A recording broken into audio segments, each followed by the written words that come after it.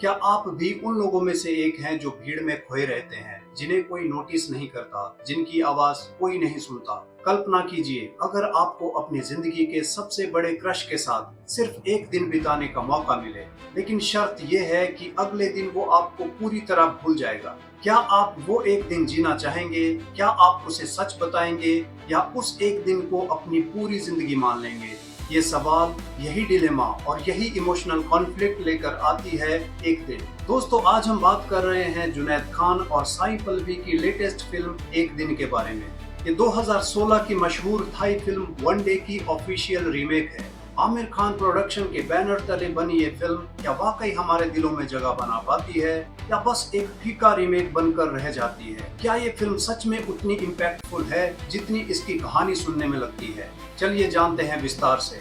कहानी शुरू होती है दिनेश श्रीवास्तव उर्फ डिनो यानी जुनैद खान से, जो एक आईटी कंपनी की बैक एंड सपोर्ट टीम में काम करता है। डिनो बहुत ही इंट्रोवर्ट है, उसका कॉन्फिडेंस लो है और ऑफिस में उसकी हालत ऐसी है कि लोग उसे पहचानते तक नहीं, जो हमेशा इनविजिबल फील करता है, जो बस बैकग्राउंड में जी रहा है। लेकिन इसी ऑफिस में काम करती है मीरा यानी साई पल्लवी, जो चुलबुली है, खूबसूरत है लेकिन इमोशनली उलझी हुई, और जो डिनो का चुपके चुपके वाला क्रश है। लेकिन ट्विस्ट ये है कि मीरा अपने बॉस नकुल यानी कुणाल कपूर से प्यार करती है।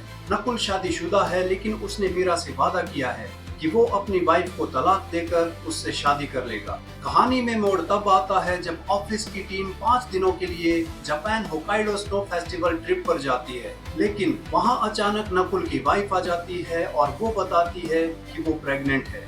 इससे मीरा का दिल टूट जाता है। दुख और नशे की हालत में मीरा बर्फीली रात में भटकते हुए कहीं गिर जाती है। वहां उसे मिलता है डिनो, जो उसे हॉस्पिटल ले जाता है। डॉक्टर बताते हैं कि मीरा को टीजीए यानी टेम्पररी ग्लोबल अमनीजिया हुआ है। सिर्फ एक दिन यानी अगले 24 घंटों के लिए उसकी याददाश्त जा चुकी है, लेकिन अगली सुबह होते ही उसे सब याद आ जाएगा सिवाय आज के दिन के।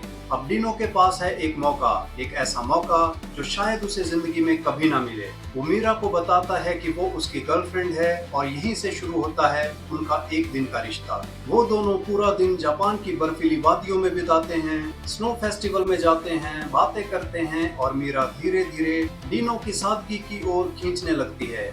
मीरा को डिनो पसंद आने लगता है। मीरा खुद उससे कहती है कि प्रपोज करो मुझे, और यही वो पॉइंट है जहां ऑडियंस इमोशनली इन्वेस्ट होने लगती है। लेकिन जैसे जैसे सूरज ढलने लगता है, डिनो के अंदर का डर बढ़ने लगता है कि कल फिर से मीरा उसे एक अजनबी की तरह देखेगी। अगले दिन मीरा की मेमोरी वापस आ जाती है और उसे कुछ भी याद नहीं रहता। डिनो के लिए वो एक पूरा रिश्ता था, लेकिन मीरा के लिए अब वो कुछ भी नहीं रहता। क्लाइमेक्स में डिनो का सच बताना और फिल्म का वो इंडियनाइज्ड एंडिंग, जहां इमोशनल डेप्थ आ सकती थी लेकिन फिल्म इसे बहुत ही कैजुअली हैंडल करती है। जहां इमोशनल एक्सप्लोजन होना चाहिए था, वहां सब कुछ बहुत ही कंट्रोल्ड और फ्लैट लगता है। एंडिंग बिटर स्वीट है, लेकिन इम्पैक्ट उतना स्ट्रॉन्ग नहीं है जितना होना चाहिए था। बात करते हैं फिल्म की राइटिंग की। फिल्म की कहानी बैंजों की मूल कहानी पर आधारित है। इसे इंडियन कॉन्टेक्स्ट में ढाला है स्नेहा और स्पंदन देसाई ने।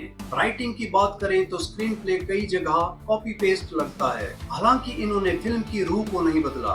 डायलॉग सिंपल हैं और खास तौर पर साई पल्लवी के किरदार के लिए जो हिंदी इस्तेमाल की गई है वो काफी नेचुरल लगती है। डायरेक्शन की बात करें तो डायरेक्टर सुनील पांडे ने अपनी पहली फिल्म में ईमानदारी दिखाई है।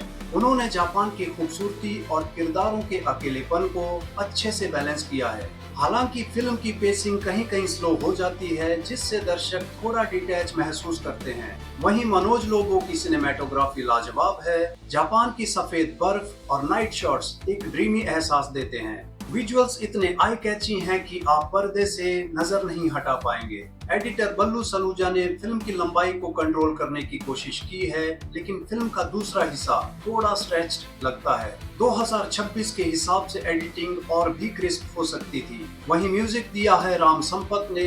फिल्म का बैकग्राउंड स्कोर इमोशनल सीन्स में तो जान फूंक देता है, लेकिन गानों में वो जादू नहीं है जो एक रोमांटिक कल्ट फिल्म में होना चाहिए। अब बात करते हैं एक्टर्स की परफॉर्मेंसेस की, तो साई पल्लवी एज मीरा इस फिल्म की जान है। अपनी पहली हिंदी फिल्म में उन्होंने साबित कर दिया कि वो कितनी नेचुरल परफॉर्मर हैं। उनकी आंखों की चमक और इमोशनल सीन्स में उनकी मैच्योरिटी कमाल की है। जुनैद खान एज दिनेश ने एक सिंसियर परफॉर्मेंस दी है। उनका कैरेक्टर ऐसा है जो कम बोलता है, इसलिए उन्हें अपने एक्सप्रेशंस पर ज्यादा काम करना था। कहीं कहीं वो थोड़े स्टिफ लगते हैं, लेकिन उनके कैरेक्टर की डिमांड ही ऐसी थी कि वो एक इनविजिबल इंसान लगे। क्लाइमैक्स में अपनी माँ के साथ वाले सीन में उन्होंने अच्छा काम किया है। कुणाल कपूर एज नकुल का कैमियो छोटा है पर इम्पैक्टफुल है। उन्होंने एक ऐसे बॉस का किरदार बखूबी निभाया है जो अपने कंफर्ट के हिसाब से प्यार करता है। फिल्म के पॉजिटिव्स की बात करें तो साई पल्लवी और जुनैद की केमिस्ट्री, जापान की लोकेशन और एक मासूम सा कॉन्सेप्ट फिल्म को देखने लायक बनाता है। ये एक लाइट हार्टेड रोमांटिक ड्रामा है जो आपको इमोशनल कर देता है। वहीं नेगेटिव्स की बात करें तो स्क्रीन प्ले में ओरिजिनलिटी की कमी है, कुछ जोक्स सीधे ट्रांसलेटेड लगते हैं और इमोशनल इम्पैक्ट और गहरा हो सकता था। एक दिन एक टेंडर आइडिया था, मेमोरी लॉस और वन डे लव स्टोरी, लेकिन एग्जीक्यूशन की कमी रह गई। रिजल्ट ये हुआ कि फिल्म एवरेज रोमांटिक ड्रामा बनकर रह गई जो सिर्फ कुछ हिस्सों में काम करती है। अगर आप एक इंटेंस लव स्टोरी की उम्मीद कर रहे हैं तो शायद थोड़ा निराश होंगे, लेकिन अगर आपको एक सादगी भरी कहानी पसंद है तो एक दिन एक बार देखी जा सकती है। तो दोस्तों, ये था फिल्म एक दिन पर मेरा रिव्यू। क्या आपने ये फिल्म देखी? तो आपको जुनैद और साई की केमिस्ट्री कैसी लगी? कमेंट सेक्शन में जरूर बताएं। रिव्यू पसंद आया हो तो वीडियो को लाइक करें, चैनल को सब्सक्राइब करें और बेल आइकन को दबाना ना भूलें। मिलते हैं अगले वीडियो में। Take care.